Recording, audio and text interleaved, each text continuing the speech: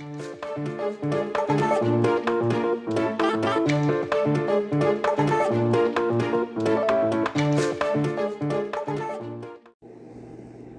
word vampire has been part of the English language and the Western world for roughly 200 years.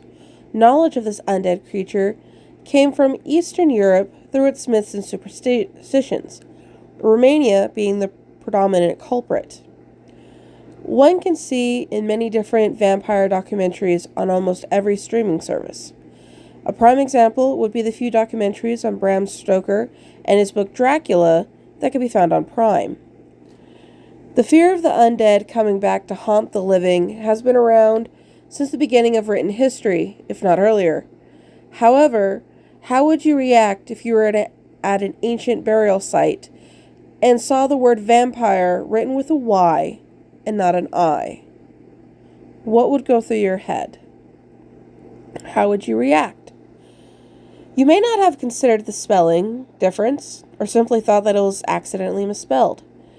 There's an underlying reason for this. At the surface, it's quite easy. Spelled with an I, it's talking about the literature. It's also talking about various movies and their characters. And last but not least, it's talking about the blood-sucking demons of the myths of old. Spelling the word with a Y implies the spiritual and magical-based practices that are practiced by everyday people around the world. Someone who likes to do role-playing and genuinely believes themselves to be hundreds of years old is an example of the traditional vampire.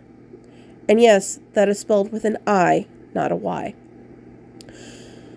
Someone who practices vampire codes out there, for example, the Scandagorium, written by Father Sebastian, would use the Y spelling.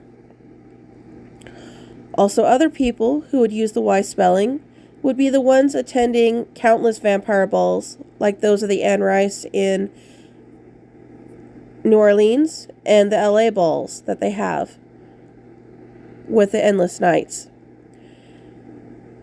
For greater insight on the topic of this, you can check out my blog on my website, lavishlymysterious.com. Thank you everyone for watching. Please don't forget to like, comment, share, and subscribe. And until next time, my friends, good night.